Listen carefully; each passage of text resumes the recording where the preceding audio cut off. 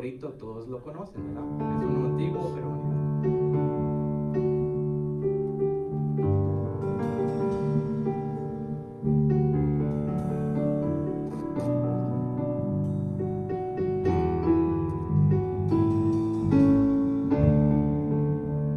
Y la verdad de Jehová es para siempre, aleluya, amén. Y la verdad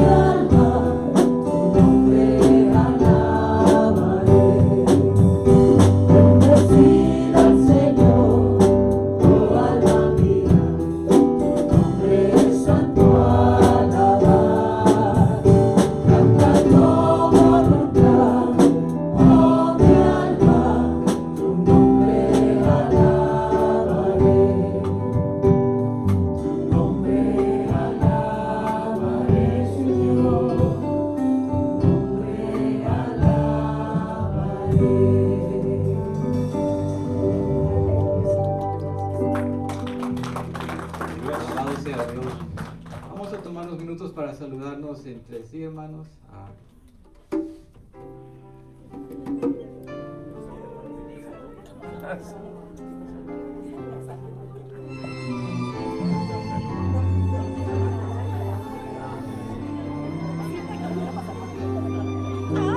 Ay, no, qué feo. Sí, por aquí mejor.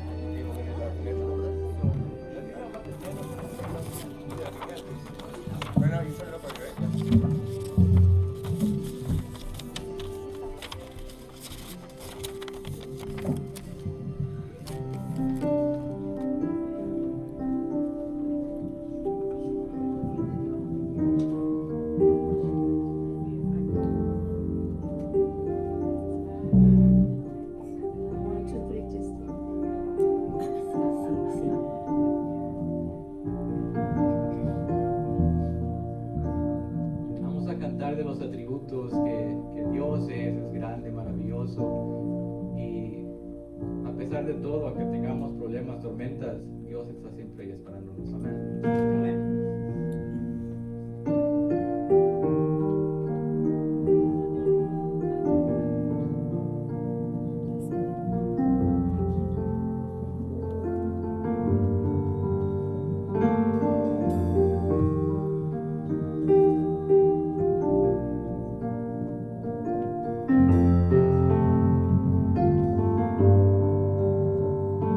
Aquí estás, te vemos.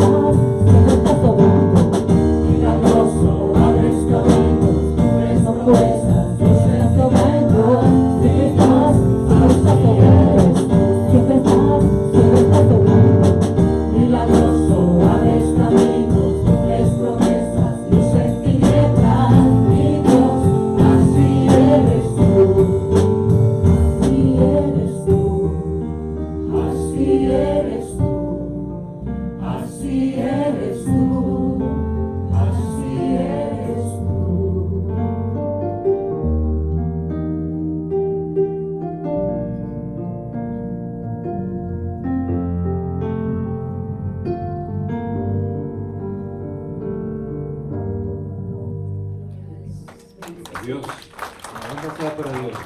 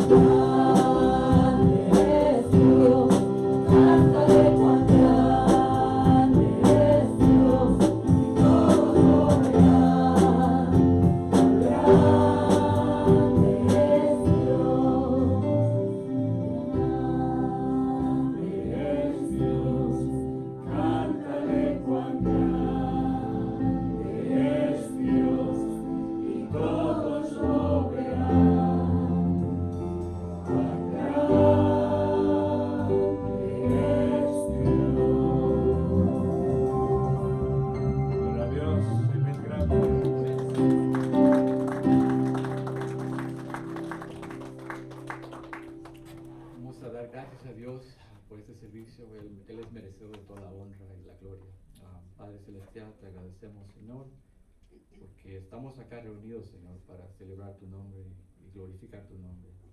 En este día te pedimos que tomes control de este servicio, Dios mío, que tu palabra sea expuesta a través de tu siervo y seas suministrando cada uno de nuestros corazones, Padre amado. Estamos listos para recibir tu palabra y venimos ante ti en el nombre de Jesús. Amén. Amén. Pueden tomar asiento, hermanos.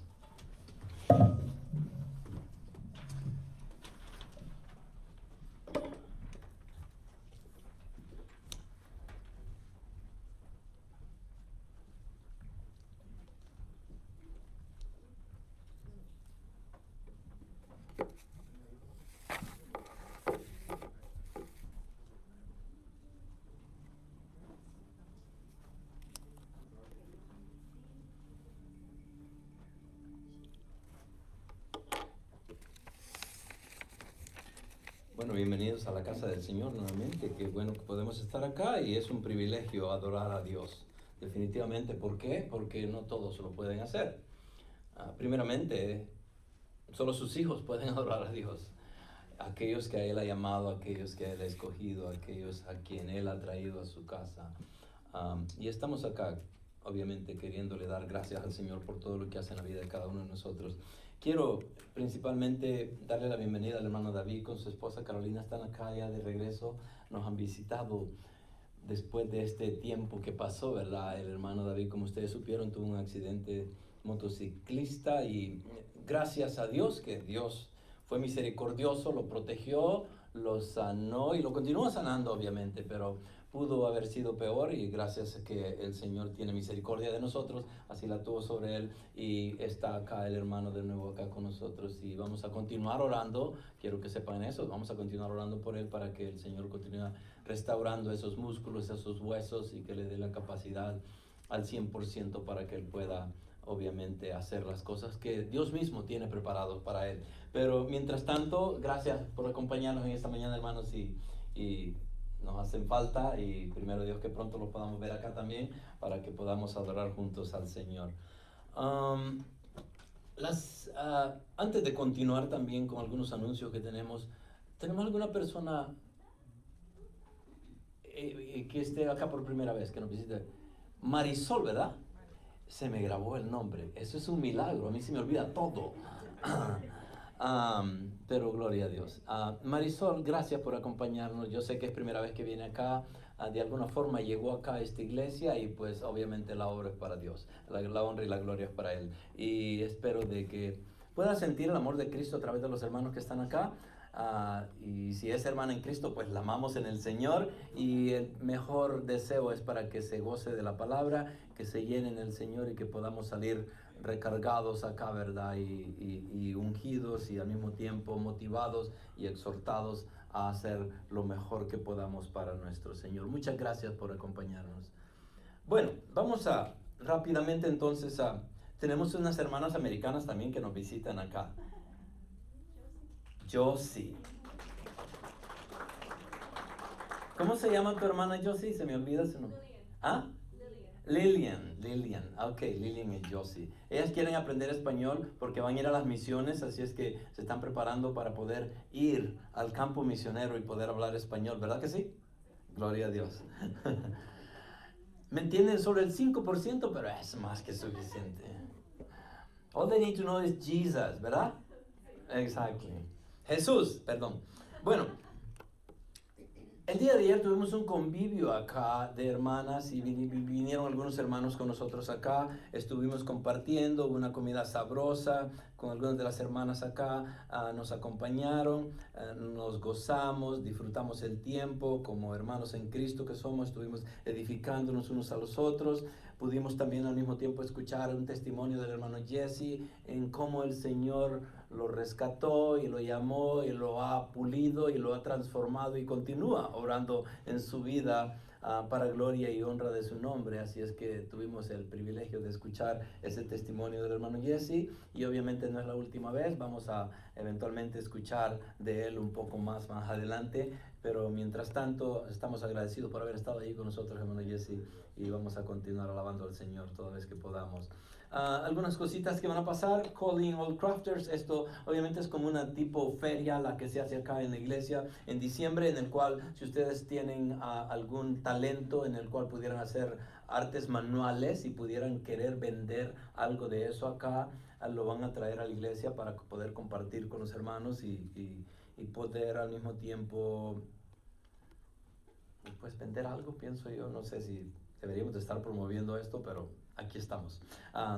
No es nada malo, obviamente, se hace dentro de las familias cristianas acá para podernos ayudar unos a los otros. Ese es el propósito principal. Prime Timers.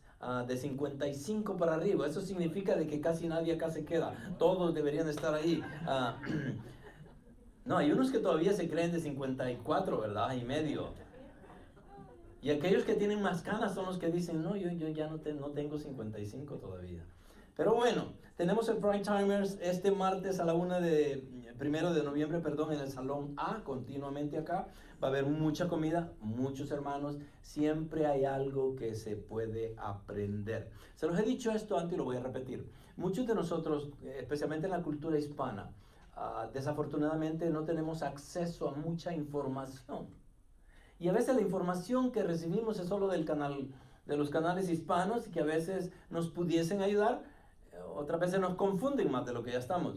Entonces, en estos eventos, generalmente siempre tenemos personas que están tratando de ayudarle a que estos nuevos personas retiradas, o si ya están retiradas o no estuvieran retiradas, pero de todas maneras, si ya llegaron a esa edad, de la tercera edad, es bueno saber. Hay muchas cosas legales que necesitamos saber, hay muchas cosas de salud que están disponibles para nosotros y a veces no entendemos. Nuevamente, hay mucha información que pudiera ser de mucho beneficio, pero obviamente solo si vienen y están acá pudieran encontrar, si no, nuevamente se quedan sin saber, ¿verdad? Pero los invito, de todas maneras, nuevamente, todos aquellos que tienen más de 55 años en adelante pueden venir y compartir con nosotros acá. Va a haber un campamento en el desierto, un campamento familiar primitivo, dicen, así es que van a ir en, no sé cómo sería eso, primitivo, sin ropa, o qué, con una macana de seguro, no sé, flecha y no entiendo. Pero va a haber un campamento familiar este viernes 4 y sábado 5 de noviembre. Hay que registrarse en el patio, obviamente, ya en cosas formales. Creo que esto es puesto por un grupo cristiano que está acá. En vez de los Boy Scouts, ellos tienen Trail Life, se le conoce como Trail Life. Ellos organizan todo este tipo de excursiones y obviamente son muy conocedores de lo que se puede y no se puede hacer. Tienen todas las precauciones debidas, son muy instruidos y podemos confiar en ellos. Si ustedes tuvieran el deseo de participar en algo así, nuevamente apúntense en el patio, va a estar una mesa y están tomando información para las personas que quieran participar. El próximo domingo es cambio de hora, ¿ok? Ustedes están pensando, ¿verdad? Ya sé lo que están pensando. Si a las 10:30, cuando el tiempo es hacia adelante, vengo 1 hora tarde, ¿qué va a pasar el próximo domingo? De seguro no van a venir. Se van a levantar tan tarde que van a decir, ya mejor, ya no llego. Pero, ok, va a ser el sábado 5 de noviembre, ok. La noche, o sea que a medianoche es que pasa esto. Si no arreglan sus relojes, van a venir acá y van a venir a la hora que termina el servicio. Por favor, pongan atención a todo esto.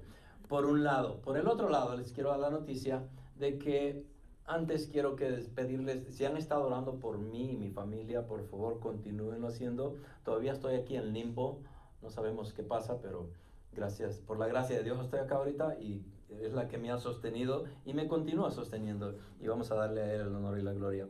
Continúen orando por nosotros. Tenemos un viaje, mi esposa y yo y la familia de ellos también.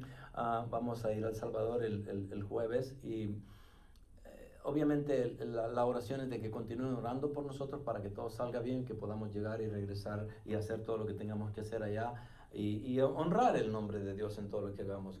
Así es que por favor manténganos en oración. Debido a eso, este domingo que viene vamos a tener un orador especial acá y todos conocen al Pastor Dean, ¿verdad? Levanten la mano quienes conocen al Pastor Dean. ¿Quiénes aman al Pastor Dean?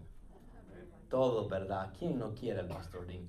Así es que, sí, I hope that you're going to be here that Sunday. Not just be raising your hand. I'm here now. Okay, good. Gusto de verlos. Igual. Qué placer. Una bendición. Gracias igual. Jim, it's great to see you. Thank you. How's everything going with you guys? When are we going to Honduras? When our sick dog dies. Oh no. Leave him alone. I can fix that for you. We'll pray for you. Thank you for being here. Nuevamente, oremos por el Pastor Dean, oremos por el domingo, oremos por la música, oremos porque les voy a pedir algo. Generalmente casi no lo hago. Cuando yo me voy digo, hermanos, acompañen, vengan por favor. Pero en este caso tan especial, para mí el Pastor Dean es una persona muy linda. Todo lo que yo soy en lo que se refiere al ministerio, en la mayoría yo se lo debo al Pastor Dean. Estoy acá por él, he aprendido mucho de él. Fue sus enseñanzas las que me dieron la capacidad de poderme parar acá y poder predicar y hacer lo que Dios me ha llamado a hacer. Sin él, la realidad de que yo no hubiera estado acá, en realidad. Y como comparto este testimonio con muchos de ustedes a veces, es la gracia de Dios. Él fue el que me llamó y obviamente usó al Pastor Dean y a sus ancianos para poderme dar esta oportunidad. Y aquí estoy, gloria a Dios. Pero apoyémoslo, demostrémosle el amor que tenemos por él y sobre todo, no por él necesariamente, pero por lo que Cristo ha hecho en la vida de él, de su familia, lo que continúa haciendo y la forma en que nos ha servido por tantos años acá. Démosle ese honor cuando el domingo se acerque. Por favor, estén todos acá, vengan temprano, alaben al Señor juntos y que se puedan glorificar en él. Bueno, nuevamente, tendremos un convivio de comida para celebrar el Día de Acción de Gracias. Eso sería noviembre 20, que sería el domingo antes del Día de Acción de Gracias. Así es que vamos a estar colectando nombres y eso no lo vamos a hacer ahorita, pero nada más quiero que pongan esto en su calendario para que estén pendientes de todo lo que va a pasar y prepararnos para eso. Traigan invitados. Vamos a tener mucha comida y vamos a tener un buen tiempo acá disfrutando no solamente el convivio de la comida, pero la comunión unos con otros. Eso va a ser el noviembre 20 después del servicio, o sea que sería después del servicio acá, y nos vamos a quedar acá mismo. Mi esposa, una vez que regresemos, vamos a empezar a tomar apuntes de cuántas personas vamos a tener para poder preparar el salón de acuerdo a ese número. Bueno, eso es todo lo que tengo por hoy. Yo iba a pedir a alguien que me ayudara a orar, pero la situación está de que tengo muchas peticiones especiales acá y no las quiero perder. Y para no perderlas voy a tener que tomarme la responsabilidad yo mismo para hacer eso. Así es que en el boletín tienen muchas peticiones ahí. Por favor, llévenselo con ustedes, estén orando por todas estas peticiones. Es muy importante. Vamos a estar orando por la lista que está ahí, también por la familia Rivera. Todos ellos se enfermaron y no sabemos qué tienen, pero obviamente oremos por ellos. También ellos van a estar saliendo este mes que viene y me ha pedido el hermano Freddy que estuviera orando por él y su esposa, que van a salir también, pero mientras tanto están pasando por esta situación de salud. Mantengamos a la familia Rivera en oración. La hermana Isabel también, hermana Isabel Bermúdez, está en el grupo de alabanza acá. Ella se enfermó también, estemos orando por ellos. La familia Martínez también, que no la hemos visto, a la hermana Rosa con el hermano Rafael, también ella está pasando por una situación bastante difícil que ya se alargó bastante. Así es que estemos orando por cada una de estas familias, muy importante. Así es que allí donde estamos, por favor, vamos a tomarnos unos par de minutos para poder darle gracias al Señor por lo que tenemos y por lo que está haciendo y lo que pudiera hacer en la vida de cada uno de nosotros. Vamos a orar. Padre, venimos ante ti en esta mañana, Señor, agradecidos, porque la vida que tenemos, Señor, te la debemos a ti. El gozo que tenemos, Señor, solo viene de ti, por eso es que podemos vivir gozosos en tu presencia. Y Padre, queremos glorificarte en esta mañana, queremos honrarte, Padre nuestro, y levantar tu nombre en alto. Queremos darte la gracia por todo lo que has hecho en la vida de cada una de las familias acá presente. Por aquellos que están acá por primera vez también, Señor, Padre, sé con ellos, glorifícate en sus vidas. Padre, Que tu palabra, Señor, penetre hasta lo más profundo de nuestros corazones y nuestras mentes en esta mañana, que podamos escuchar tu mensaje y poderlo, Señor, asimilar, poderlo guardar en nuestros corazones y poderlo ponerlo en práctica a medida que salimos de este templo en esta mañana, Señor, y vamos a nuestras labores diarias de la semana. Padre, primeramente queremos pedirte protección por mi familia en particular, Señor, mi esposa y yo que vamos a estar fuera. Te pido por mi salud personalmente, Señor, para que seas tú el que esté en control de ella completamente, Señor. Yo confío en ti y en todo te lo dejo en tus manos, Señor, y que se haga tu voluntad, Padre nuestro. También te pido por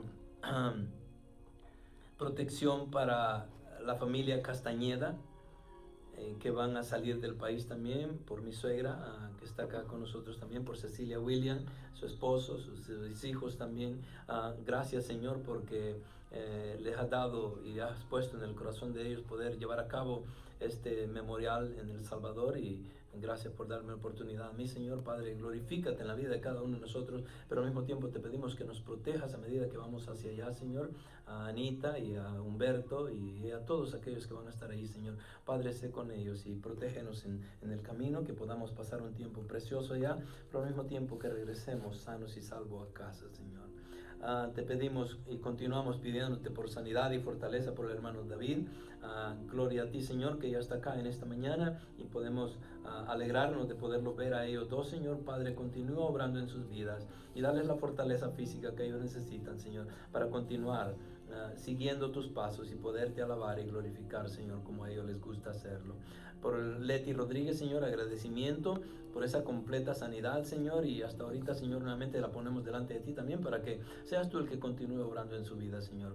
Por Nara Lewis, Señor, sanidad. Padre, obra en la vida de sus padres también, Señor. ¿De qué manera? En la manera en la cual ellos puedan glorificarte en todo lo que ellos estén haciendo, Señor. Padre, son unas personas preciosas que te alaban, te conocen, te honran, te glorifican y han sabido tomar esta situación y la han utilizado para honra y gloria de tu nombre, Señor. Pero yo quiero que los fortalezcas más y que continúes obrando en sus vidas, Señor. Por la salud de la hermana Teresa Castellón también, Señor, sé con ella. Glorifícate en su vida, Señor. Fortalece no solamente su vida espiritual, pero su vida física también, Señor. Dale aliento a esos pulmones y a todo lo que pudiera traerle algún disconforte, Señor. Padre, glorifícate en ella y fortalécela grandemente. Por Teresita Hernández, Señor, continúa trabajando en ella, Señor, y que prontamente la podamos tener acá y que sea parte de este convivio con nosotros acá. Por Tomás Hernández, prepara su corazón y que prontamente llegue a esa edad y al peso correcto para que esta operación o cirugía del corazón se pueda llevar a cabo, Señor. Por Ernesto Diezmo, Señor, que está tomando quimioterapia ahorita y está pasando por esta situación de cáncer. Padre, glorifícate en su vida y dale la fortaleza para que continúe, Señor, aún a pesar de las circunstancias, dándote honor y gloria a ti, Señor. Padre, nuevamente te agradecemos por lo bello que eres, la vida que nos has dado y el momento que nos das estos domingos, Señor, para poder venir como parte del cuerpo de Cristo y honrarte y glorificarte.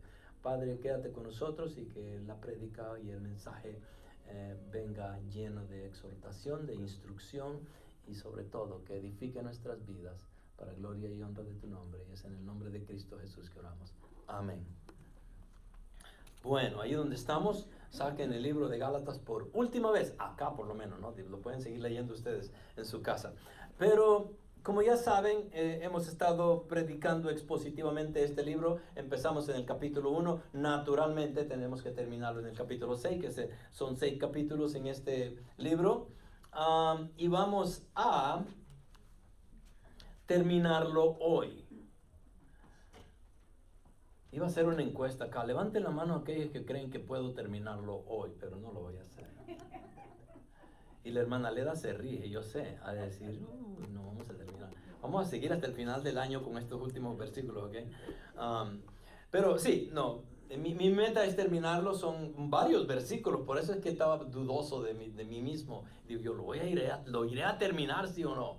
Bueno, son del 11 al 18, es el contraste final, vamos a estar viendo el contraste final. Y no puede ser. bautizar. Vamos a ver el contraste final. ¿Y por qué el contraste final? Vamos a entrar ya de lleno, ¿ok? El contraste final. Desde el principio de la carta, el apóstol Pablo empieza a exhortar a las iglesias de Galacia y su primera misión era poder defender el apostolado. ¿Por qué tenía la necesidad de defender el apostolado? Porque habían llegado judaizantes que eran maestros falsos, habían llegado a la iglesia a traer una doctrina falsa, a inventar pilares para poder glorificarse en la carne. Y el contraste que empieza es entre los judaizantes y el apóstol, el fundador de estas iglesias. Y vemos el contraste en la forma como ellos enseñaban y el evangelio de la gracia que estaba predicando Pablo. Entonces había un contraste y era obvio, la verdad estaba en el evangelio que Pablo había predicado, no en la mentira que traían los judaizantes. Este es el primer contraste. Segundo, llegamos a la realidad del evangelio en cómo Pablo lo defiende. El primer capítulo y el segundo nuevamente él defiende su apostolado. En el segundo y el tercero él defiende el evangelio de la gracia. Y cómo él muestra la forma en que la carne no nos glorifica en ninguna forma. Lo único que hace es vanagloriarnos. Él hace un contraste y básicamente dice, no estamos bajo la ley, somos libres. El tema principal del libro de Gálatas es que somos libres en Cristo. Él nos liberó de la ley. Él vino a cumplir la ley para liberarnos de la ley y que no más pudiéramos estar presos bajo la ley. La ley mataba y el Señor lo entendía. Pero había servido de mucho la ley para el pueblo judío. Le había mostrado la pecaminosidad de ellos y los había protegido a través de la ley. Ellos habían sido protegidos del mundo entero, de las naciones con las cuales ellos convivían. Al mismo tiempo, los había preparado con la ley para que pudieran mostrar la santidad que él pedía y buscaba a través de esa ley que desafortunadamente nunca se iba a cumplir, esa santidad perfecta. Pero les da la ley al pueblo de Israel para que, más que todo, para protegerlos a ellos mismos.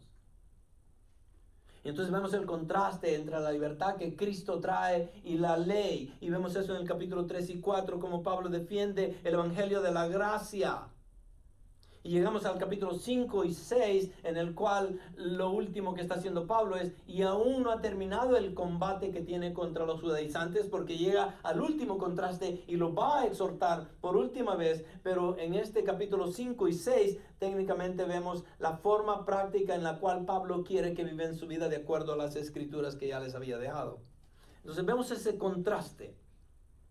Y el punto principal tal vez de todo esto, ese contraste, es la vanagloria. Los judaizantes se vanagloriaban en la carne. Y Pablo llega y dice que lo único que él se vanagloria es en la cruz de Cristo. Y empezamos a ver ese tema en estos últimos versículos, que la cruz de Cristo tiene mucho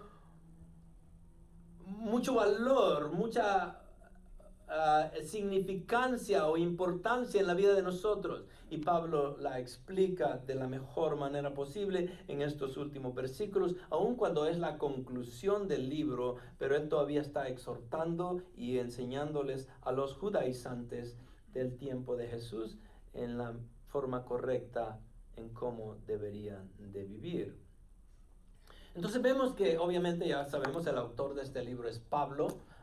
Él fue el que plantó todas estas iglesias en el sur de Turquía, donde estaban todas esas iglesias de Galacia, y él fue la primera carta que Pablo escribió, y vamos a terminarla ahora, les prometo. Vamos a terminarla ahora. Y una de las cosas que deja Pablo es que no se vanagloriaran en la carne. Eso era lo que estaban haciendo los judaizantes.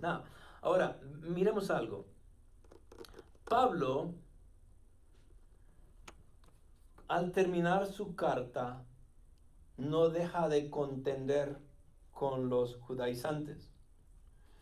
Y contendía con ellos porque ellos habían llevado estas herejías a las iglesias y habían ellos formado doctrinas falsas para sostener la fe.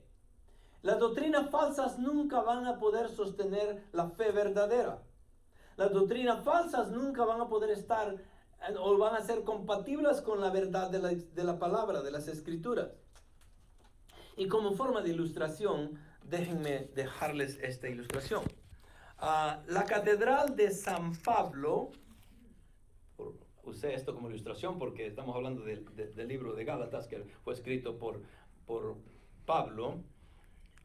La catedral de San Pablo en London es una de los edificios, hay como 10 edificios supuestamente que son los más preciosos, o por lo menos lo eran hasta 1900, al final del siglo pasado. Era una joya arqueológica, porque ya tiene sus años, más de 200 años de haber sido hecha. Entonces, esta iglesia es preciosa, muy linda. El autor de esta iglesia, no el autor, sino quien la construyó, era Christopher Wren. Él fue el encargado, se le dio la tarea de construir esta iglesia tan bella, muy linda. Por allí se han hecho muchas cosas en Inglaterra. Esta es otra fachada de ella. Y en Inglaterra en ese entonces necesitaban construir el ayuntamiento de Windsor. El ayuntamiento de Windsor iba a ser otro edificio más que querían que fuera construido, y como ya habían visto lo que Christopher Wren había hecho con la iglesia de Pablo en London, entonces ellos dijeron de que lo iban a contratar a él, lo contrataron y le dijeron: mira, queremos hacer el ayuntamiento de Windsor, pero lo que queremos es que pongas columnas, así como las columnas que fueron puestas acá en la iglesia de San Peter, San Pablo. Entonces, les encantó, obviamente. Esta es una joya arqueológica. El señor, Christopher Wren, era muy famoso. Él hizo esta iglesia al estilo barroco inglés. Era un arquitecto. Fue construida en los años 1676 y 1710 en un programa de reconstrucción de la ciudad después del gran incendio de 1666. Entonces él se tomó la tarea de construir esta iglesia tan preciosa, en honor, obviamente, a Pablo, a esta iglesia. Y han pasado muchas celebridades que se han casado, han hecho cosas ahí increíblemente muy importantes. Pero este grupo de personas vienen a Christopher Wren y le dicen de que construya este ayuntamiento de Windsor, siempre en London, al norte parece que era, no estoy seguro. Entonces van a construir este ayuntamiento y lo que le piden es de que ponga muchas columnas. Entonces él viene como arquitecto, él diseña todo y hace el edificio y le queda de esta manera. Este es el ayuntamiento de Windsor. Y él pone las columnas. Y cuando ya esté terminado el edificio, aquellos que habían pedido que se construyera llegan a darle la inspección y llegan y dicen, y se le quedan viendo y le dicen: ¿por qué no hay columnas suficientes? Pero él ya lo había hecho. Ahora, él es un arquitecto. Se supone que si él es arquitecto, sabe lo que está haciendo. Y no iba a dejar algo a medias, o no lo iba a construir. Después de haber construido esto, obviamente pudieron haber tenido un poco de confianza en él. No deberíamos de creer eso, ¿no? Entonces, y él hace esto de acuerdo a su conocimiento y todo. Y cuando llegan a verlo, se quejan de que no tenía suficiente columnas. Entonces, en su manera mala de pensar, él dice: ok, yo le soluciono el problema. Y el problema era de que dentro del edificio ellos habían querido que hubieran más columnas como estas ahí, o que hubiera en cada una de estas flechas que hubieran más columnas. ¿Con qué objetivo? Ya se lo voy a explicar. Viene él y para satisfacer las necesidades de ellos, para que se jactaran en lo que ellos habían pedido, para que ellos pudieran llevar a cabo su deseo, él viene y les construye estas columnas y se las pone ahí. ¿Ayudaron en algo? En ninguna forma. ¿Por qué? Porque las columnas que deberían de estar ya las había puesto. pero como la gente quería columnas, Él les dio columnas. Esas columnas las puso solo por ponerlas. Hay un espacio entre la columna y el techo de este edificio, y las columnas están plantadas solo por estar plantadas ahí, no tocan ni el cielo del... Él dijo, ¿querían columnas? Les doy columnas. ¿Para qué? Para que aquellos que pidieron columnas se jactaran en decir, miren cuántas columnas tenemos acá. ¿Cuál es el propósito de esta ilustración?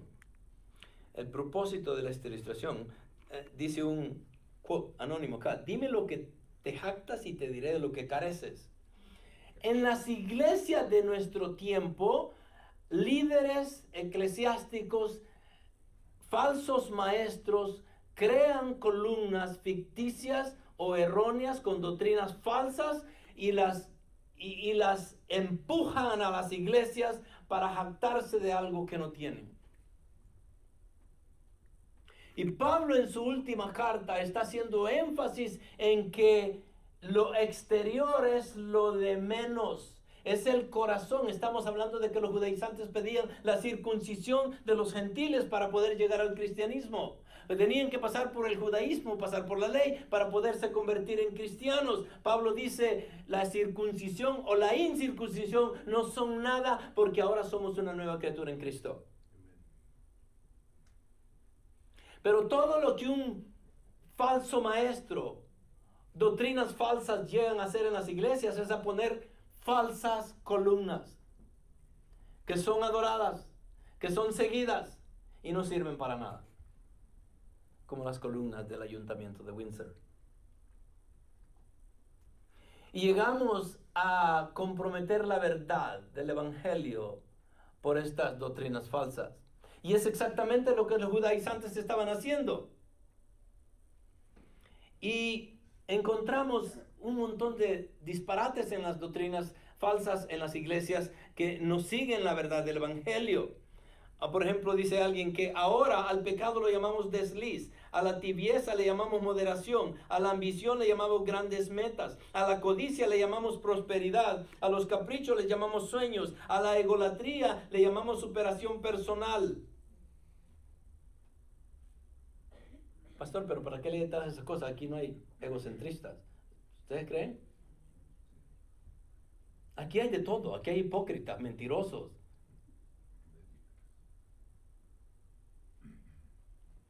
La codicia, prosperidad, los caprichos, sueños, la egolatría, superación personal, a la negligencia, debilidad, a los deseos de los ojos, visiones, a los deseos de la carne, conquista, a la vanagloria de la vida, éxito, al pecador, víctima de las circunstancias. Ay, pobrecito, déjenlo, no fue su culpa. Es que creyó en una falsa familia, en una mala familia, y por eso ha caído en el pecado. Por causa de esto se ha quitado de los púlpitos la cruz y de los corazones de los hombres la necesidad del arrepentimiento. ¿Es cierto lo que les acabo de leer? Cuando el hermano Abraham hizo este púlpito, no me lo van a creer, pero lo que más me gustó fue la cruz. Y dije, ay, qué bonito que tiene la cruz. Porque siempre había pensado en poner una cruz acá.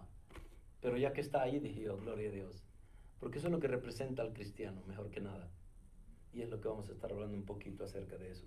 Entonces, las falsas columnas del ayuntamiento de Windsor se manifiestan ilustrativamente ahora en las doctrinas falsas de las iglesias, que están allí para nada y que han sido utilizadas solo para beneficio de aquellos que creen en ellas, para que ellos se vanaglorien en ellas. Y es exactamente lo que estaban haciendo los judaizantes. Entonces, para resumir el libro de Gálatas, hemos sido llamados a que seamos verdaderamente libres. Y la santificación viene por la fe en Cristo, por medio de la gracia. Es solo gracia, solo fe, solo Cristo. Nada más nos salva. Pero por medio de esas tres cosas podemos decir de que somos libremente en Cristo. Pablo en el capítulo 1 y 2 defiende el apostolado. En el capítulo 3 y 4 defiende la doctrina. En el capítulo 5 y 6 defiende la práctica en cómo deberíamos de vivir nuestra vida cristiana. Y en ese sentido vemos que la gracia y la vida cristiana es algo de que deberían de ir juntas. Y eso nos lleva a vivir una vida práctica. En el capítulo 5 y 6, él hace ejemplos en cómo vivir esta vida práctica. Hemos sido llamados a la libertad, no a esclavitud. Capítulo 5 del 1 al 5, al espíritu, no la carne. Versículo 16 al 26. Y otros son más importantes que nosotros mismos, de versículo 1 al 10 en el capítulo 6. Y por último, todo lo que hagamos, todo lo que sea que hace un cristiano debe ser para gloria de ¿quién? De Dios. No la aprobación del hombre, pero para gloria de Dios. Entonces, ya con eso, entremos a estos versículos. Mirad con qué letras tan grandes, del versículo 11 en adelante hasta el 18, en capítulo 6 de Gálatas. Mirad con qué letras tan grandes os escribo de mi propia mano. Los que desean agradar en la carne tratan de obligaros a que os circuncidéis, simplemente para no ser perseguidos a causa de la cruz de Cristo. Porque ni aun los mismos que son circuncidados guardan la ley, mas ellos desean haceros circuncidar para gloriarse en vuestra carne. Pero jamás acontezca que yo, Pablo dice, que yo me gloríe sino en la cruz de nuestro Señor Jesucristo, por el cual el mundo ha sido crucificado para mí y yo para el mundo. Porque ni la circuncisión es nada, ni la incircuncisión, sino una nueva creación. Y a los que anden conforme a esta regla, paz y misericordia sea sobre ellos y sobre el Israel de Dios. De aquí en adelante, nadie me cause molestias. Me da risa lo que pone Pablo ahí. Interesante, ¿no? Nadie me cause molestias, porque yo llevo en mi cuerpo las marcas de Jesús. Hermanos, la gracia de nuestro Señor Jesucristo sea con vuestro espíritu. Amén. Y ahí termina la carta. Okay. Todavía estamos tomando votación para ver quién piensa que voy a terminar. Así es que, para resumir esto, estaba leyendo un quote en un libro de John MacArthur, donde dice él de que solo hay dos religiones en el mundo. Y tal vez pudiéramos estar en desacuerdo, ¿no? Hay dos religiones en el mundo, ¿sí o no? Bueno, dirían ustedes, en la práctica eso no es cierto. Hay religiones, un montón de religiones. Pero la realidad es que si nos basamos en la centralidad de las Escrituras, en el caso del libro de Génesis, cuando empieza toda la humanidad, cuando el Señor hace la creación, Adán y Eva vienen, caen en pecado, Él los renueva, y de la semilla de ellos dos empieza a salir dos líneas, la de Set y la de Caín. Podemos ver dos caminos muy diferentes, de la santidad y el de la maldad. Y continuamos, llegamos a a Noé, cuando empieza después del diluvio todo, y todo se empieza a dividir también de la misma manera. Llegamos a Moisés después, o a Abraham, cuando es llamado el padre de los hebreos, y el Señor le da las promesas a Abraham. Obviamente llama al pueblo de Israel, de la descendencia de él, y esos israelitas eran el pueblo de Dios.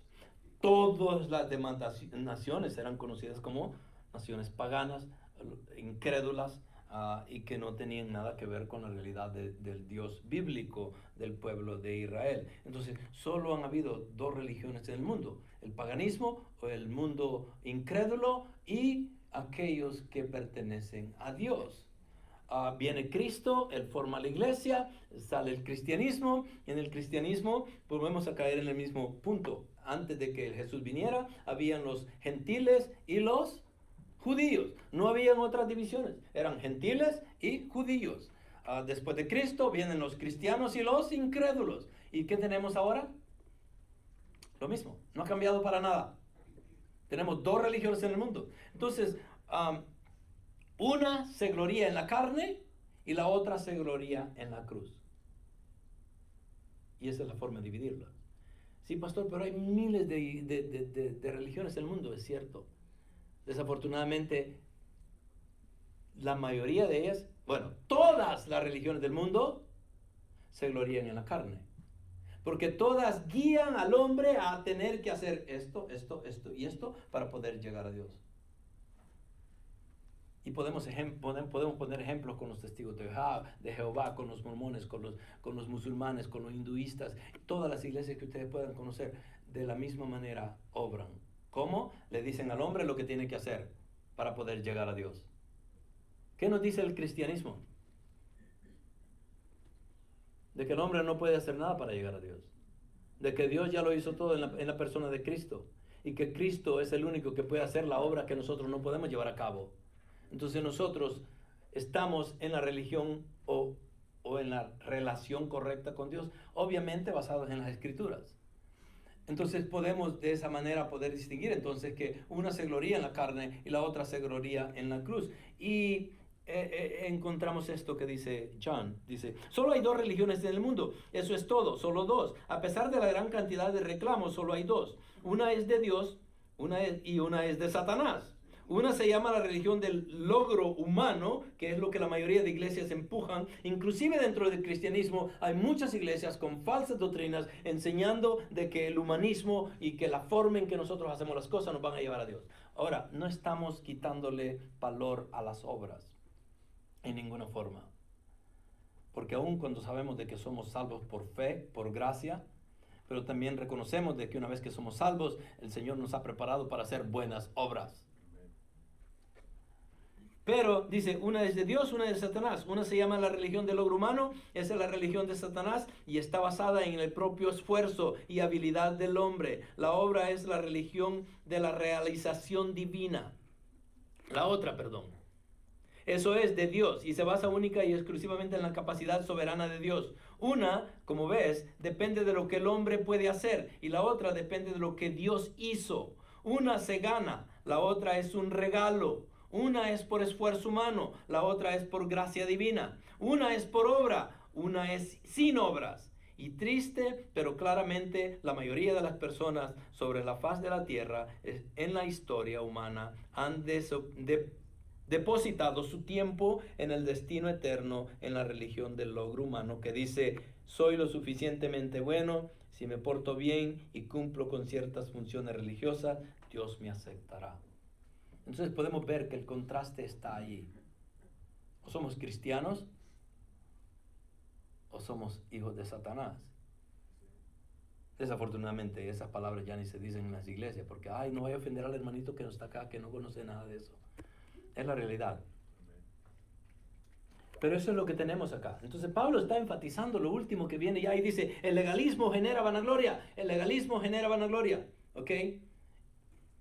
Y por eso la ilustración de esas falsas columnas. El legalismo genera vanagloria. En la vida de cada uno de nosotros se puede llevar a cabo eso. Ellos estaban imponiendo, los judaizantes, el legalismo de las leyes sobre los gentiles que se habían convertido al cristianismo ya. Entonces Pablo hace el último contraste acá entre la motivación de los judaizantes y su propia motivación. ¿Qué motivaba a Pablo a predicar lo que predicaba? ¿O qué motivaba a los judaizantes? La motivación egoísta de los judaizantes es lo que vamos a ver y la motivación generosa de Pablo para terminar. Y vemos el primero. El primer punto es la motivación egoísta de los judaizantes. Versículo 11. ¿Esto no tiene nada que ver con eso? Pudiéramos pensar de esa manera. Mirad con qué letras tan grandes os escribo de mi propia mano. Termina Pablo diciendo. Mirad con qué letras tan grandes. ¿Qué significa? Que estaba escribiendo así como escribe mi nietecita, que cuando escribe su nombre, tamañas letras que hace. Y los niños lo hacen eso, ¿no? Entonces, Pablo está escribiendo con letras grandes de acuerdo a lo que él mismo dice acá. ¿Cuál fue el motivo? ¿Por qué escuchamos o entendemos o leemos esto de Pablo? Y él continúa diciendo, os escribo de mi propia mano. Entonces podemos concluir tal vez solo en eso, sin leer ningún comentario, sin nada por el estilo, sin ver a teólogos o otras personas eruditos de la palabra que pudieran tratar de poder descifrar un poquito más esto. Solo leyendo esto podemos determinar de qué. Mirad con qué letras tan grandes os escribo de mi propia mano. Entonces podemos ver de que Pablo estaba escribiendo esta carta. Ahora la pregunta sería, ¿estaba escribiendo solo el final de la carta? ¿O había escrito toda la carta? En el original, cuando miramos esto, dice, mirad con qué letras tan grandes os escribo. Por lo menos en la Biblia de las Américas tengo os escribo. ¿Qué tienen ustedes en otra versión ahí? Os escribo también. Os escribo también. Originalmente en las copias manuscritos más viejos, esto es lo que está ahí. Os he escrito. Entonces, si él está diciendo, ok, mirad con qué letras tan grandes os he escrito de mi propia mano, significa que él escribió toda la carta. ¿Ok? Entonces, ¿por qué menciona eso él? Pudiera ser por dos cosas. Y déjenme darles dos opciones acá y pudieran haber muchas otras más. Estamos especulando acá porque Pablo no lo especifica. Pero si vamos a especular, especulemos de una manera sabia, tratando de averiguar por qué. ¿Se recuerdan de la ilustración que les di a las falsas columnas? O que el Pablo está diciendo, ustedes han estado tratando de jactarse con lo que hacen, influyendo a los gentiles a que se circunciden para poder llegar al cristianismo. Eso es volver a la ley. Y si vuelven a la ley y no la cumplen, van a morir en la ley. Ustedes están queriendo jactarse ustedes mismos. Entonces Pablo les dice, tal vez, yo no sé si esto sea cierto, como forma de ejemplo les dice, yo les escribo con letras grandes tratando de jactarme yo para darles a demostrar su propia falacia que tienen. Pudiera ser. Por otro lado, él deja dicho de que yo escribo toda la carta. ¿Por qué? ¿Por qué con letras grandes? La otra respuesta a esto sería porque tal vez de acuerdo a Corintios, en las cartas de Corintios, él hace cierta noción de que su vista no era tal vez lo que pudiera haber hecho. Y les dice de que ustedes, a los de Filipenses, les dice que ustedes pudieran haberse sacado sus propios ojos para dármelos a mí, dice. Entonces hace un poco de ejemplo allí de que su vista le fallaba ya, y por eso tal vez serían las razones por las cuales él está escribiendo con letras grandes, porque ya a su edad su vista le fallaba mucho. Pero podemos tomar esas dos cosas: una, de que él escribió toda la carta; dos, obviamente escribe letras grandes porque tal vez su vista le fallaba; y segundo, o lo hizo para poder poner en la cara de ellos, ustedes están viviendo en lo exterior, yo me estoy enfocando más en lo interior. Ustedes están viendo la medida de mi letra, de mis cartas, cuando yo estoy tratando de llegar al corazón de ustedes. Entonces, dos razones: que él escribió no solamente esta parte última, esta sección, sino que la escribió enteramente de su propio puño, pero enfatiza al final de la misma una verdad importante, debido a la importancia y gravedad y para recalcar su autoría. Segundo, de que la carta fue dictada por él a un amonense, un secretario, quien la escribió de forma literal, siendo esta práctica normal por aquel entonces. Pablo hacía esto: cuando él escribía muchas de sus cartas, él las dictaba nada más y al final venía y las firmaba. Y usaba a los amanuenses, que eran los secretarios de su tiempo. Entonces, eso no queda fuera. Pudiéramos suponer de que hubo algo de eso, y sí se llevaba a cabo, era una práctica normal en ese tiempo, especialmente para Pablo. Él dictaba y otros escribían, pero eran sus cartas. Pero en este caso, en el libro de Gálatas, por ser la primera, reconocemos, y todos los eruditos piensan de que toda la carta fue escrita por él. Lo vamos a dejar así. ¿Okay? 1 Corintios, inclusive, él hace el alarde en cómo él había escrito cartas completas anteriormente también. Por ejemplo, en 1 Corintios 16:21 dice: este saludo es de mi puño y letra. Y habla Pablo, obviamente. Eso es para empezar. Vamos a seguir a los siguientes versículos 12 y 13, Gálatas 6, 12 y 13. Los que desean agradar en la carne tratan de obligaros a que os circuncidéis. ¿Ok? ¿Quiénes son los que desean agradar en la carne? Los judaizantes. Está hablándoles a ellos, todavía les está dando el último contraste, la última exhortación a los judaizantes. Los que desean agradar en la carne son los judaizantes. En nuestro tiempo hay personas que quieren agradar en la carne, es obvio. Hay mucha vanidad en las iglesias. Queremos ser los mejores. Queremos tener los mejores edificios. Queremos tener las mejores congregaciones. Y en el querer y el querer y el querer, y ese es egoísmo que no debería existir en el cristianismo, en el querer y en el querer empezamos a legalizar las iglesias y a crear columnas falsas que no tienen nada que ver con las escrituras. Entonces los que desean agradar en la carne tratan de obligaros a que os circuncidéis. Es increíble de que las iglesias de Gálatas pudieran caer en ese error. Les dice él, ¿ustedes nacieron en el Espíritu y ahora quieren morir en la carne? Entonces, por fe habían sido salvos, por gracia habían sido salvos. ¿Por qué regresar a la carne? Pero los judaizantes venían y les decían, no, se tienen que circuncidar para poder llegar. Tienen que pasar por la ley. El problema es que una vez que nos metemos a la ley, tenemos que cumplir toda la ley. ¿Cuántos pueden cumplir toda la ley? Ninguno. Inclusive los mismos judaizantes no podían cumplir la ley, pero querían meterle a los gentiles que se circuncidaran bajo la ley para llegar al cristianismo, lo cual era completamente erróneo y contrario a lo que ya tenían, a lo que el Evangelio de la Gracia muestra. Simplemente para no ser perseguidos a causa de la cruz de Cristo. Oh, ok, ahora tenemos una razón por qué lo hacían. ¿Por qué lo hacían? ¿Por qué los que desean agradar en la carne obligaban a los gentiles a que se circuncidaran? ¿Por qué lo hacían? Para no ser perseguidos a causa de la cruz de Cristo. ¿Alguien me puede explicar eso? ¿Quién perseguía a Pablo? ¿Quién perseguía a Pedro? ¿Quién perseguía a Santiago? A Jacob. Los mismos judíos. ¿Por qué los perseguían? Porque predicaban el evangelio de la gracia, el evangelio de la fe, el evangelio de Cristo. Los perseguían porque predicaban a Jesucristo crucificado y que por fe sois salvos y que la ley ya no tiene nada que ver con ellos. Entonces, ¿por qué eran perseguidos? Por los mismos judaizantes, por los mismos judíos. Entonces, estos judaizantes son judíos y querían convencer a los gentiles a que se circuncidaran. ¿Para qué? Para que no los persiguieran sus mismos compatriotas judíos y quedar como héroes delante de ellos y decir, hey, miren, nosotros somos judíos como ustedes, estamos acá en esta fe, pero miren, estamos circuncidando a los gentiles.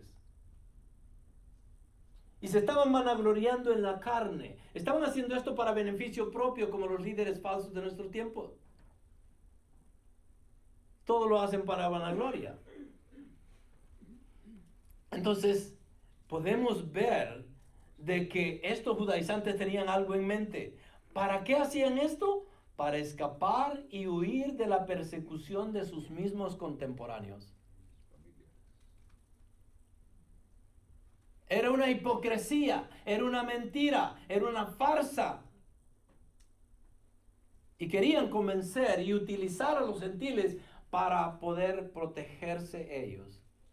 Entonces, era una herramienta más en sus manos para llevar a cabo los deseos de la carne de ellos. Y Pablo continúa entonces y dice, porque ni aun los mismos que son circuncidados guardan la ley, mas ellos desean haceros circuncidar para gloriarse en vuestra carne. Ok, primeramente, ni aun los mismos que son circuncidados. ¿Quiénes eran circuncidados?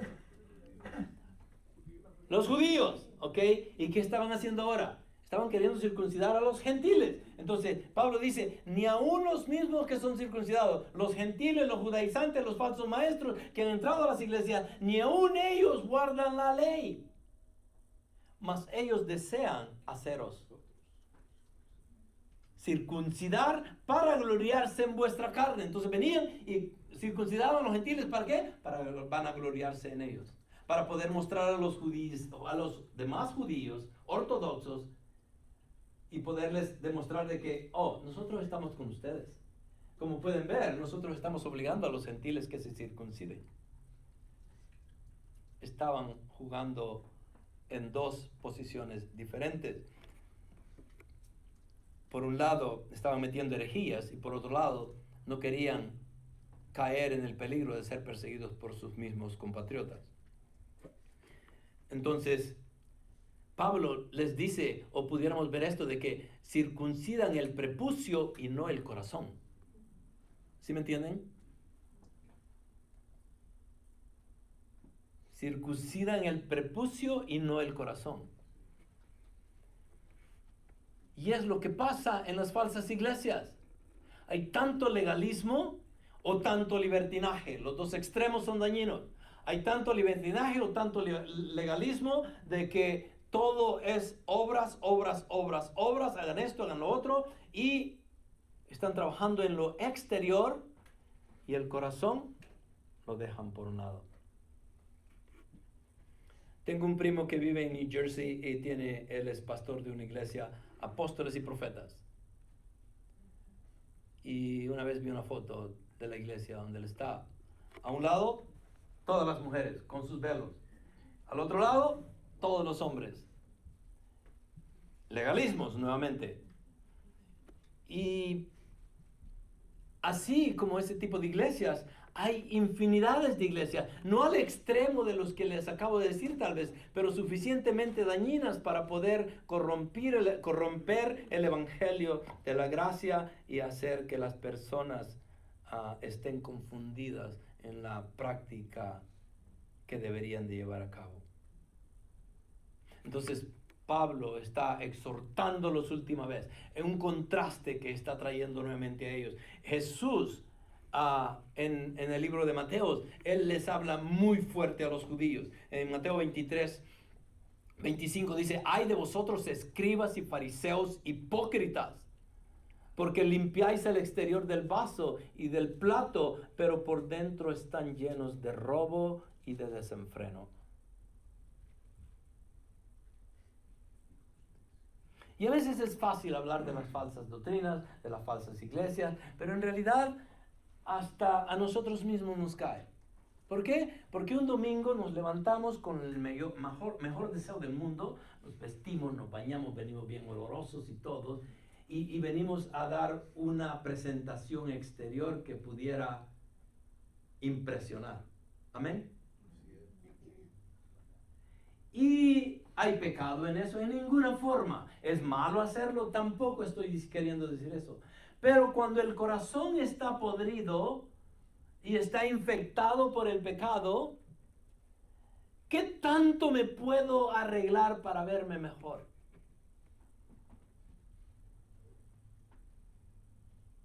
Cuando lo más importante es el interior y no el exterior. Entonces a veces nosotros como cristianos venimos a la iglesia y ponemos una fachada.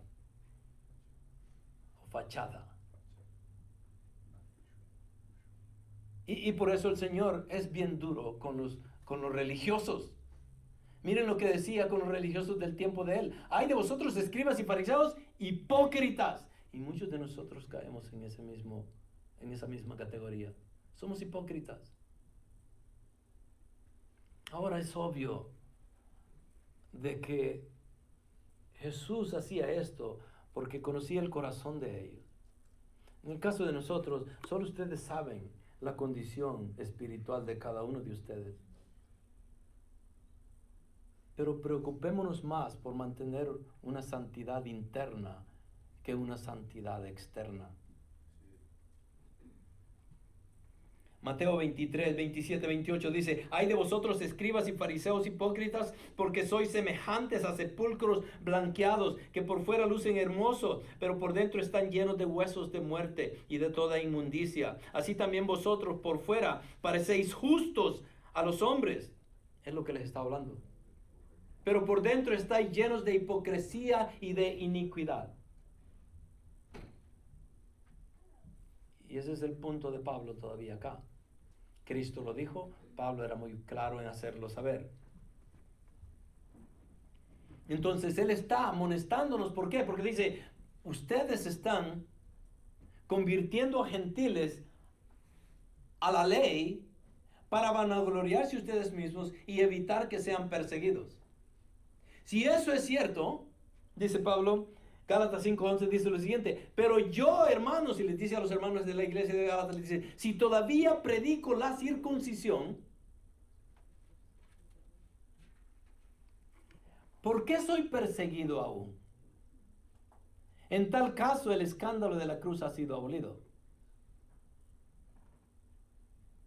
Entonces, Pablo está haciendo el énfasis en que, ok, si él predica la circuncisión, pero ¿qué clase de circuncisión estaba hablando Pablo?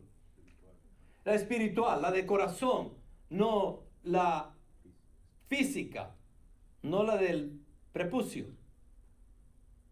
Entonces, si yo todavía predico la circuncisión, ¿por qué soy perseguido aún? Entonces, si Pablo estaba haciendo exactamente lo que los judaizantes hacían, ¿por qué lo perseguían a él?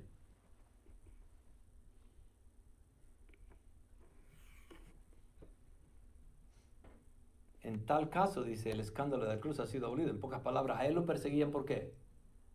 Porque predicaba el evangelio de la gracia, predicaba a Cristo crucificado. Entonces, los judíos lo odiaban y él llevaba las señales de Cristo en su persona. Y eso lo vamos a ver al final. Él estaba demostrando al final de que yo llevo todas las marcas de Cristo.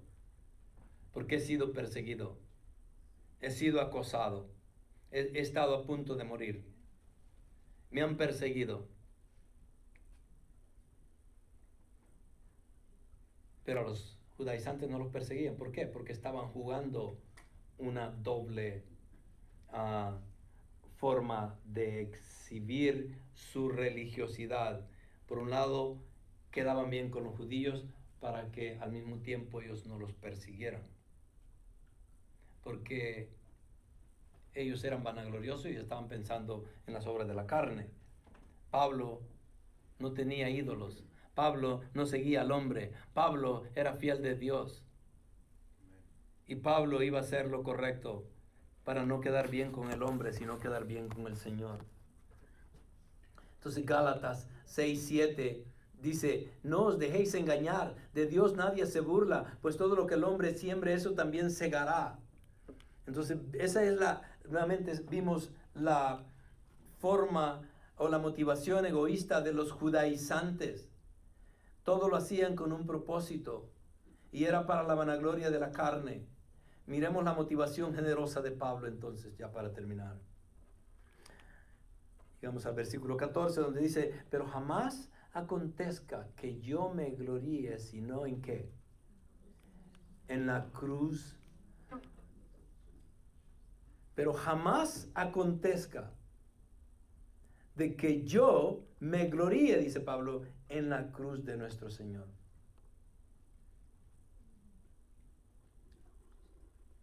Ok, en pocas palabras, yo lo leí tal como lo marqué ahí, pero la realidad, si lo leemos todo seguido, es lo siguiente. Pero jamás acontezca que yo me gloríe, si no, y no le puse énfasis primero,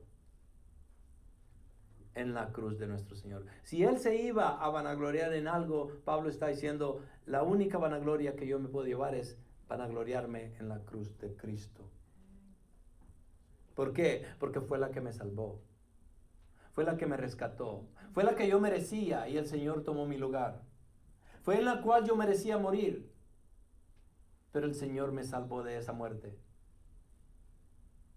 Y si hay algo en que debería de gloriarme es en la cruz de Cristo, porque en ella fueron pagados los pecados del mundo. En ella Dios rescató a la humanidad. En ella Dios derramó la sangre precisa para poder perdonar los pecados del mundo. En ella Dios vino y por medio de la sangre compró a todo el pecador.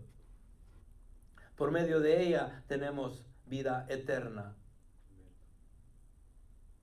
Entonces, jamás acontezca que yo me gloríe sino en la cruz de nuestro Señor Jesucristo, por el cual el mundo ha sido crucificado para mí. Y yo para el mundo, en pocas palabras Pablo dice, yo ya no vivo para mí, ya no vivo para el mundo, yo vivo para Cristo.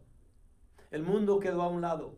Ahora, ¿todavía vivía en el mundo Pablo? Obviamente nosotros lo mismo podemos decir. Nosotros estamos en el mundo, pero no somos del mundo. Amén. Pudiéramos decir la misma manera que Pablo lo pone. Yo he sido crucificado para mí.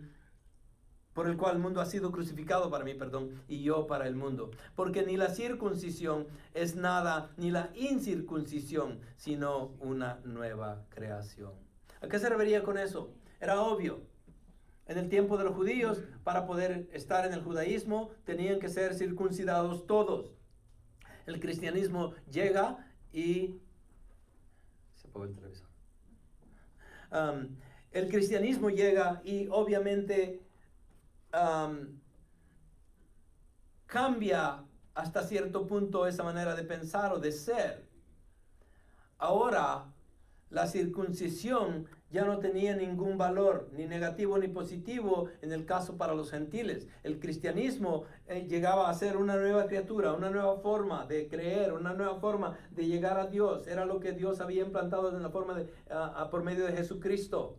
La iglesia había llegado a tomar parte de eso.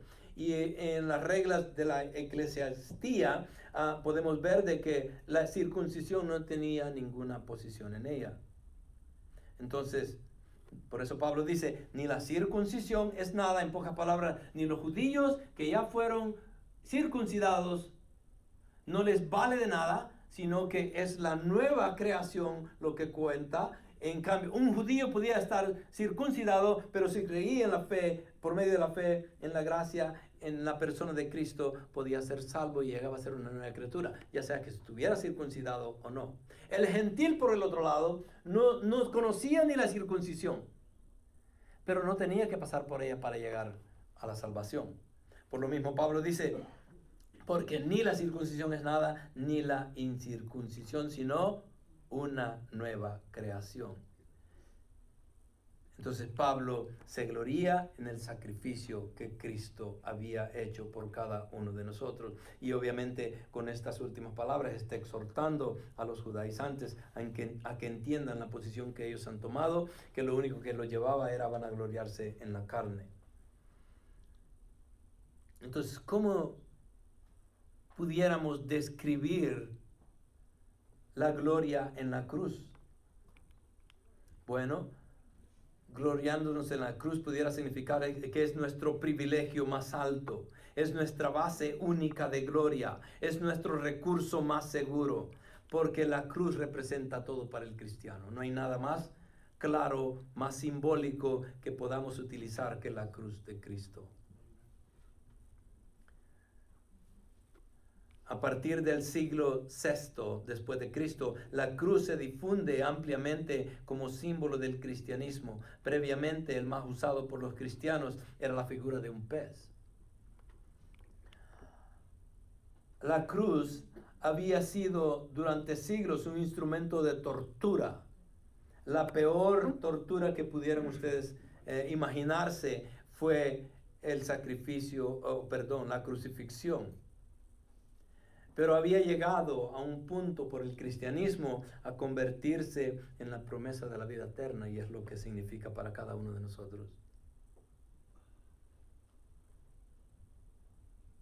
Hebreos 10:10 dice lo siguiente: y en virtud de esa voluntad somos santificados mediante el sacrificio del cuerpo de Jesucristo, ofrecido una vez y para siempre. Estamos hablando con una persona ayer y estamos hablando y comparando notas hasta cierto punto, como ellos en el catolicismo ahora la moda más grande que existe en el catolicismo, si le pudiéramos llamar así, sin ninguna ofensa directa en ninguna forma, pero es el hecho de que ellos creen que durante la comunión el vino se convierte en la sangre y que la galletita esta o la hostia, como ellos le llaman, se convierte en el cuerpo de Cristo. Si eso es verdad, tenemos un problema teológico muy grande. ¿Cuál es? El problema teológico es que estamos matando a Cristo cada vez que hacemos comunión en la Iglesia Católica. Y yo le explicaba esto a esta persona y desafortunadamente cuando han sido instruidos por medio de las doctrinas que ellos tienen, es bien difícil sacarlos de su manera de pensar. Pero nuevamente volviendo al punto, la cruz es el símbolo más preciado del cristiano, debería de ser. pues es el que representa la muerte de Cristo. Entonces, después de que les dice esto, Pablo pasa al versículo 16 y 17 con lo siguiente: y a los que anden conforme a esta regla. ¿Cuál regla? ¿De qué estamos hablando?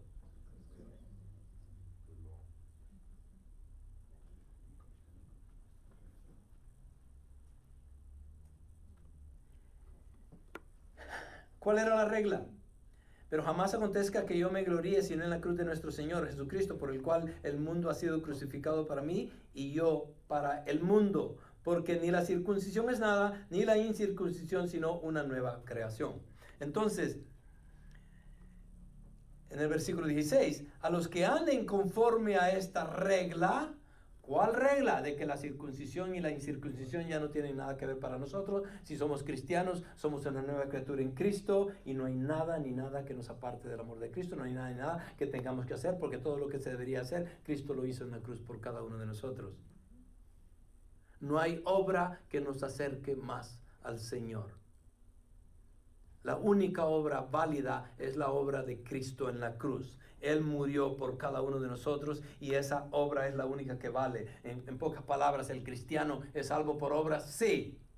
¿Cuáles obras? La obra de Cristo en la cruz, no la de nosotros.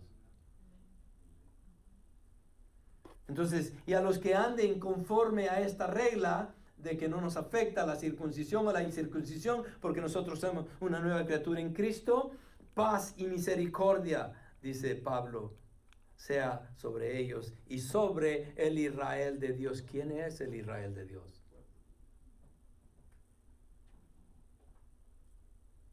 ¿Quién es el Israel de Dios? Esa es una pregunta que les queda de tarea. Y si quieren saber quién es el Israel de Dios, vengan el martes a la clase de las profecías de los últimos días. ¿Ok? Porque no lo voy a explicar ahora. Pero para hacerles una énfasis un poquito claro, para que no se queden con la duda ahí mayor. En la iglesia de nuestro tiempo está conformada ¿por qué? En la mayoría de los casos por gentiles. Cuando nace la iglesia en el tiempo de los apóstoles, en el libro de Hechos, gracias hermano Esteban, ¿quiénes son la mayoría que conforman la iglesia de Cristo en ese entonces? Judíos. La mayoría de ellos eran judíos. Entonces, ¿qué pasó con ellos? Hubo una circuncisión de corazón. Hubo un nacimiento nuevo, nacieron de nuevo. Ellos dieron su vida a Cristo y se convirtieron al cristianismo. Ahora a esos es que Dios les llama el Israel de Dios. ¿Quiénes más están en el Israel de Dios? Los gentiles que forman parte de esa iglesia. Entonces Pablo dice, y a los que anden conforme a esta regla, paz y misericordia sea sobre ellos y sobre el Israel de Dios. Entonces está incluyéndonos a todos ahí. ¿Ok?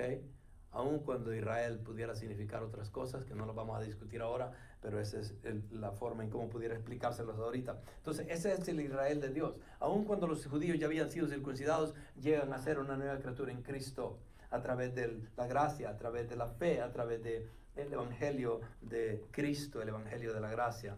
Y aquí en adelante nadie me cause molestias. En pocas palabras Pablo está diciendo, ya estoy harto de ustedes judaizantes.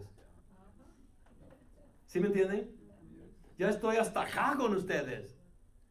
Han perseguido a las iglesias, me persiguieron a mí y continúan haciéndolo. Hasta aquí estoy.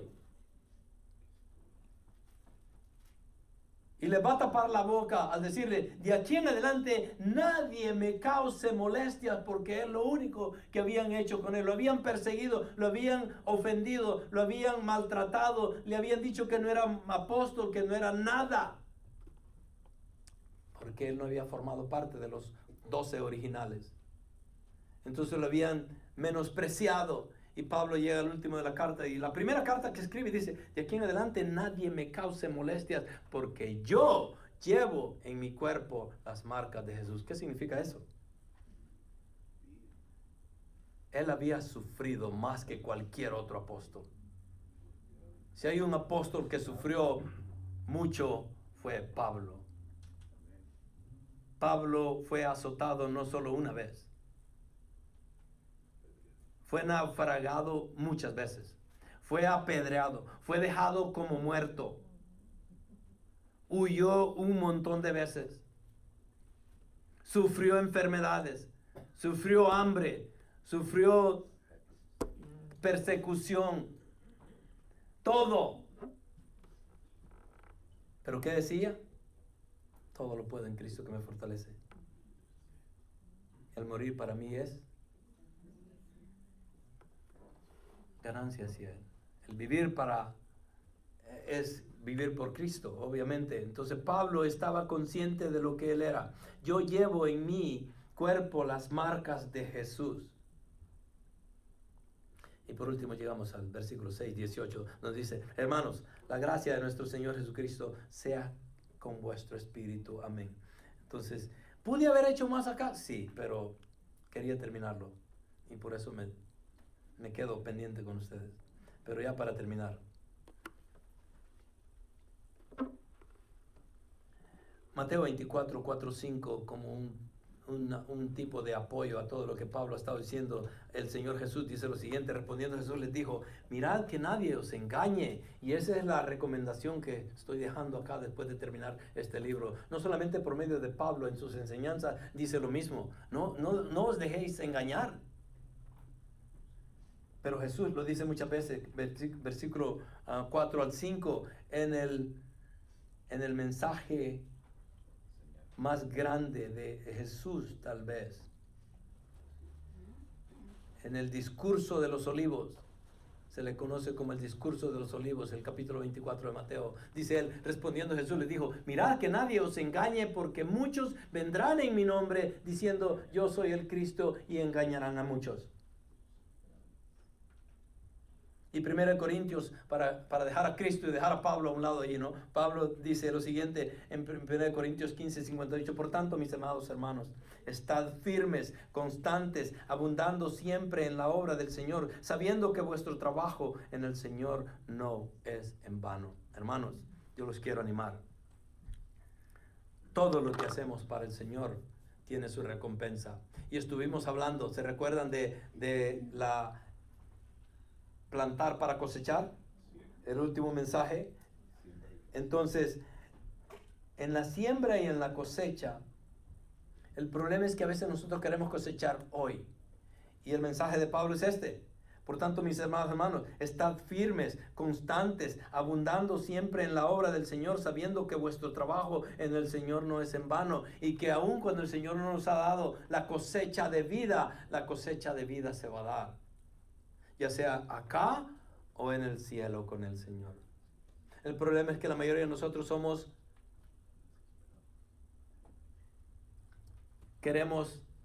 todo lo queremos hoy. Vivimos en la sociedad del microondas, dicen, ¿verdad? Donde todo lo queremos al instante, todo. Si hice algo para Dios, compénsame, Señor, hoy, no mañana. ¿Para qué lo quiero mañana? Mañana puedo estar muerto. Y tenemos esa mentalidad. Pablo dice que estemos firmes y constantes, abundando siempre en la obra del Señor, sabiendo que vuestro trabajo en el Señor nunca es en vano.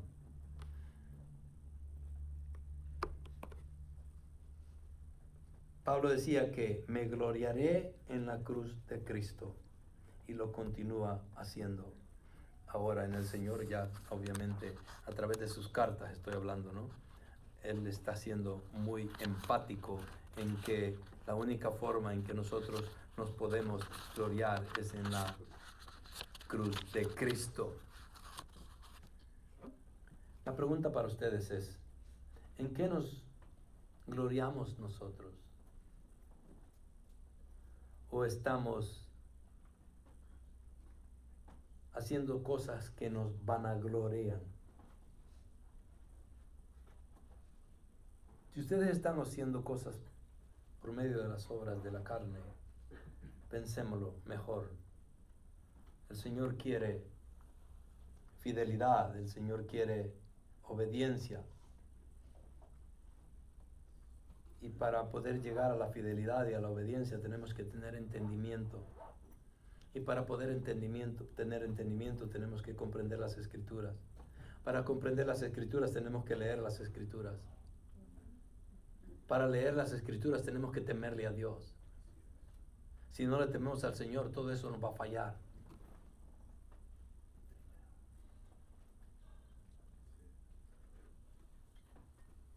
No hay mejor forma de amar a Dios que mostrar nuestra fidelidad